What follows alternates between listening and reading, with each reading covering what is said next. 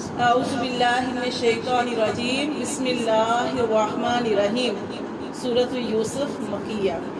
الف لام را حروف مقطعات تلک یہ آیات الکتاب الحکیم تلک یہ آیات الکتاب المبین یہ آیات ہیں روشن کتاب کی انا بے شک ہم نے انزلناہو ہم نے اس کو نازل کیا قرآناً اس قرآن کو عربی زبان میں لعلکم تعقلون تاکہ تم سمجھو نحنو ہم نقصو ہم بیان کرتے ہیں علیکا آپ صلی اللہ علیہ وسلم کی طرف احسن القصصی بہترین قصہ بما اوحینا جو ہم نے وحی کی الیکا طرف آپ کی ھذا القرآن اس قرآن میں وحی کر کے بھیجا وَإِن كُنْتَ اور بے شک تو تھا اگرچہ تو تھا من قبلہ اس سے پہلے لمن الغافلین بے خبروں میں سے اب نبی کے بارے میں ہم غافل یعنی اس طرح کے لفظ بولیں گے تو بے خبروں میں سے اب یہ سورۃ یوسف ہے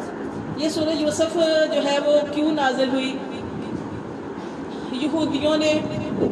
یہودیوں نے پہلے تو ان لوگوں نے آپ پیچھے پڑھ چکے ہیں کہ سازش کرتے رہے آپ کے بارے میں ہمیشہ کہ ہم نبی صلی اللہ علیہ وسلم کو یا تو ان کو محمد صلی اللہ علیہ وسلم کو قتل کر دیں یا یہاں سے نکال دیں یعنی مکر اور چلاکیاں کرتے تھے نبی کریم صلی اللہ علیہ وسلم کے بارے میں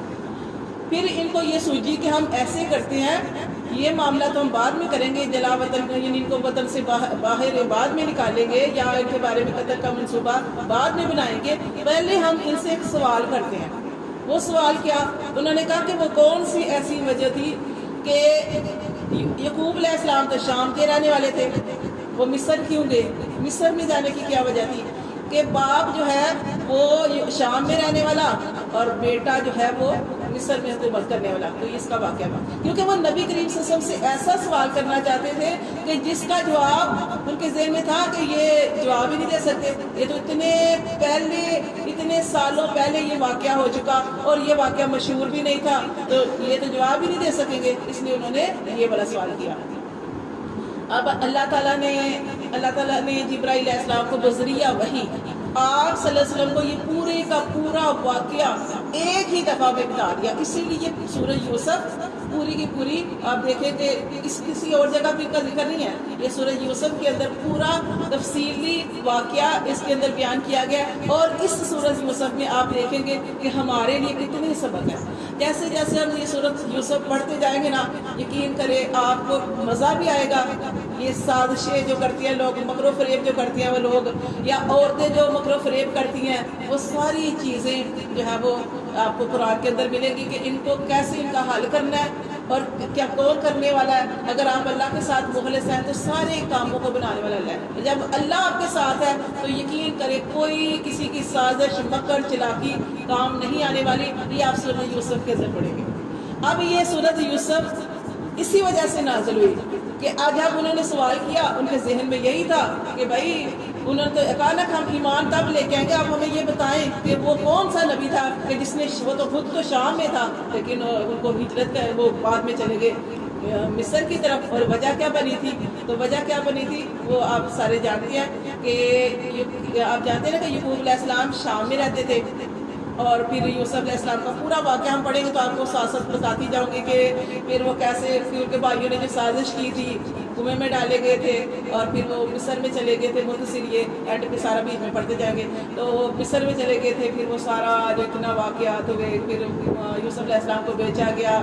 پھر زلیخا کا سارا معاملہ پھر وہ جیل میں چلے گئے جیل میں پھر 2 آدمیوں نے خواب دیکھی پھر ادھر سے بادشاہ نے خواب دیکھی تو یہ اللہ کی کرنی یہ ہوئی کہ یوسف علیہ السلام جو تھے وہ خوابوں کی تعبیر بتانے والے تھے اللہ نے ان کو اتنا علم دیا تھا کہ جو وہ خواب کسی کو جو بھی آتا ان کے پاس خواب بتاتے تو خواب بتاتا تو یوسف علیہ السلام اس کی جو تعبیر بتاتے وہی ہو جاتا یعنی وہ خوابوں کی تعبیر بھی بتانے والے تھے اسی طرح بادشاہ نے ایسا خواب دیکھا جس کی تعبیر کسی کو سمجھ نہیں آ رہی تھی اس کی تعبیر یوسف علیہ السلام نے بتائی اس وجہ سے یوسف علیہ السلام پھر جیل سے بھی نکالے گئے پھر وہ اللہ تعالیٰ نے ان کو وہاں پہ ایک رتبہ دیا وہاں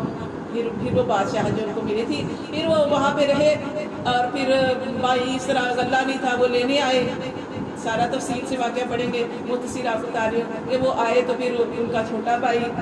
بنیامین وہ ان کو انہوں نے رکھ لیا وہ پھر بعد میں سارا واقعہ یہ کہ ان کے والد اور سارے بھائی جو تھے وہ آ کے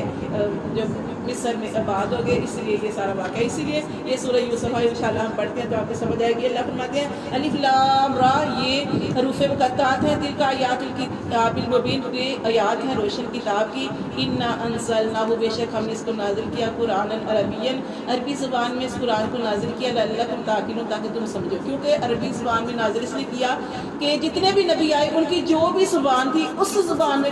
ان کی کتاب نازل ہوئی۔ اب نبی کریم صلی اللہ علیہ وسلم کی زبان، صحابہ کرام کی زبان، سب کی زبان جو تھی عربی تھی، اور چونکہ اپنی ہی، اب جیسے ہماری زبان اردو ہے، اب اردو کی کتاب ہمیں اردو پڑھے ہمیں کچھ سمجھنا تو نہیں پڑتا، اب انگلش پڑھے گا تو ہم اسے سمجھیں گے، ٹھیک ہے؟ تو اب اس لیے اللہ تعالیٰ نے ان کے لیے عربی زبان میں قرآن رکھا تاکہ وہ سمجھے، اور دوسری بات یہ ہے وہ ان کے لیے تھا، ہمارے لیے کیا ہے، ہمیں بھی اس لیے اس کو سمجھنا چاہیے، کیونکہ قرآن ایک ایسی زبان ہے فصاحت و بلاغت والی کہ اس کے بہت پیارے اس کے مفہوم نکلتے ہیں، اس لیے جو جنت کی زبان ہوگی وہ بھی عربی ہوگی، تو اس لیے یہ ہمیں بتایا گیا کہ ہمیں بھی اس جو قرآن کو سمجھنا چاہیے۔ یہ اللہ کی طرف سے ہماری طرف نبی کریم صلی اللہ علیہ وسلم ایک خط لے کے آئے ہیں، اور یہ خط ہم پڑھیں گے، یہ خط ہم پڑھیں گے تو یہ اس میں ہمارا ہی فائدہ ہے کہ ہم اس میں کیا لکھا گیا ہے کہ ہم نے کیا کرنا ہے، کن چیزوں کو ہم نے جو ہے وہ چھوڑنا ہے، اور کن چیزوں کو ہم نے پکڑنا ہے، اور زندگی کو کیسے گزارنا ہے۔ زندگی کا ہر طریقہ قرآن کے اندر اللہ نے بیان کر دیا۔ آپ کو کوئی بھی مسئلہ، آپ کو کہیں بھی جانے کی ضرورت نہیں، قرآن کے اندر اللہ تعالیٰ نے سارا بیان کر دیا۔ اللہ فرماتے ہیں تاکہ تم سمجھو، نحن نقص علیک، ہم نے بیان کیا آپ کی طرف، احسن القصص، بہترین قصہ، بما اوحینا الیک ھذا القرآن، جو ہم نے اس قرآن میں آپ کی طرف وحی کیا، وَإِن كُنْتَ مِن قَبْلِهِ، اور اگرچہ تو تھا اس سے پہلے، لَمِنَ الْغَافِلِينَ، بے خبروں میں سے۔ اس کالا، قصہ یہاں سے شروع ہوتا ہے، اس کالا جب کہا یوسف علیہ السلام نے، لِأَبِيهِ، اپنے باپ سے، یا ابتی، اے میرے باپ، انی، بے شک میں نے، رأیت، میں نے دیکھا، احد عشر کوکباً، میں نے دیکھے 11 کوکباً، ستارے، والشمس، اور سورج دیکھا، والقمر، اور چاند دیکھا، رأیتہ، میں نے دیکھا ان کو، لی ساجدین، کہ وہ سارے میرے لیے سجدہ کر رہے ہیں۔ ایک خواب تھا، یوسف علیہ السلام چھوٹے ہی تھے کہ ان کو ایک خواب آیا، خواب یہ جو یہاں پہ بیان کیا گیا، اپنے باپ سے کہہ رہے ہیں کہ اب میرے باپ، میں نے خواب دیکھا ہے کہ میں نے 11 تارے دیکھے ہیں، سورج اور چاند مجھے خواب میں سجدہ کر رہے ہیں۔ اب دیکھیں، باپ یعقوب علیہ السلام اللہ کے نبی تھے، انہوں نے اپنے بیٹے کو کیا جواب دیا، کالا، کہا، یا بنیا، اے میرے بیٹے، لا تقصص، نہ تو بیان کرنا، رؤیا کا، اپنا خواب، علی اخواتی کا، اپنے بھائیوں کی طرف، اپنے بھائیوں کی طرف خواب بیان نہ کرنا۔ کیوں؟ کیونکہ اللہ تعالیٰ، یعقوب علیہ السلام کو اللہ نے علم، حکمت دی تھی، یعقوب علیہ السلام کو اللہ نے نبی بنایا تھا، اور اس کے بعد اللہ نے یوسف علیہ السلام کو بھی نبی بنانا تھا، باقی جو بھائی تھے ان کو یہ رتبے نہیں ملے تھے، ٹھیک ہے؟ تو اب یہاں پہ یعقوب علیہ السلام نے یوسف علیہ السلام کو کیوں منع کیا کہ یہ خواب نہ بیان کرنا؟ کیونکہ اس خواب میں یوسف علیہ السلام کو بہت بلندی دکھائی گئی تھی کہ یوسف علیہ السلام، ان کو بلند مرتبہ ملے گا، رتبہ ملے گا، اور یہ جو سارے بھائی تک اور والد اور والدہ بھی اپنے، یعنی کہ حضرت یوسف علیہ السلام کو سجدہ کریں گے، تو یہ ان کے رتبہ بتایا گیا تھا، اتنی شان ان کو ملنی تھی، تو وہ اس خواب میں آگاہی دی گئی تھی۔ اب باپ نے منع کیا بیٹے کو کہ آپ نے بھائیوں سے ذکر نہیں کرنا، کیونکہ یہ جو حسد ہوتا ہے نا، حسد، ان کو جب پتا چلے گا کہ ہمارا یہ بھائی، چھوٹا بھائی، بنیامین سے تو بڑے تھے لیکن تھے تو چھوٹے نا، دوسرے بھائیوں سے چھوٹے تھے، کہ ہمارا یہ چھوٹا بھائی ہو کہ اس کو اتنا بڑا درجہ ملے گا۔ کچھ لوگ ہوتے ہیں خواب سے بھی حسد کرتے ہیں، مثال کے طور پر آپ کسی کو خواب سناتے ہیں، ایسے بندے کو جو آپ سے ضد کرتا ہے، یا ایسی عورت کو اپنا خواب سناتی ہے، بڑی خوشی سے سنا رہے ہیں، میں نے تو خواب میں یہ دیکھا ہوں، مجھے تو یہ وہ اچھی خواب سنا رہے ہیں، اب وہ اندر ہی اندر آپ سے حسد کر رہی ہے۔ تو اس لیے کہا جاتا ہے خواب بھی ایسے بندے کو مت سنائیں جو آپ سے بغض رکھتا ہے، جو آپ سے بیر رکھے، جو آپ سے حسد کرے۔ کیوں؟ اگر اس نے خواب کی تعبیر بتا دی، نہیں یہ جو تم نے خواب دیکھا اس کی تو یہ تعبیر ہے، اس نے خواب کی تعبیر غلط بتا دی، تو آپ کے اوپر ویسی تعبیر ہو جائے گی، ٹھیک ہے؟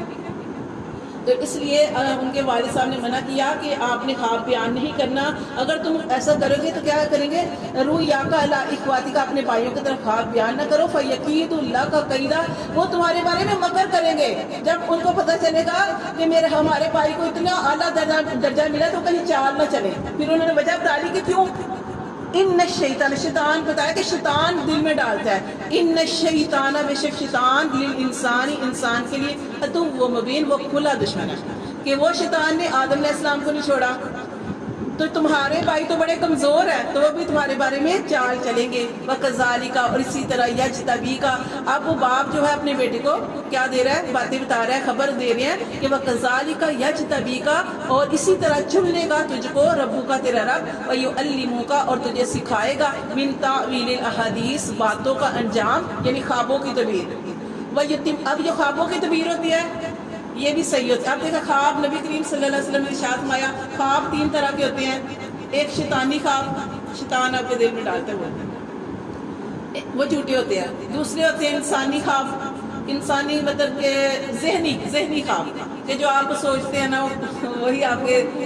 گھومتا ہے دماغ میں چلتا ہے، ایک ہوتے ہیں وہ اللہ کی طرف سے خواب ہوتے ہیں، اور وہ مسلمان کو بھی آ سکتے ہیں، وہ مومن کو بھی آ سکتے ہیں، وہ کافر کو بھی آ سکتے ہیں۔ کافر کی مثال آپ کو دوں، جیسے آپ کو دیکھیں فرعون کی سب سے بڑی مثال، نمرود کی سب سے بڑی مثال، انہوں نے خواب کیا دیکھا تھا؟ حالانکہ کافر تھے، خواب دیکھا تھا کہ میری کوئی اس بادشاہی کو کوئی تباہ کر دے گا، نیست و نبوت کر دے گا، مجھے تباہ کر دے گا۔ تو خواب جب سب سے پوچھی گئی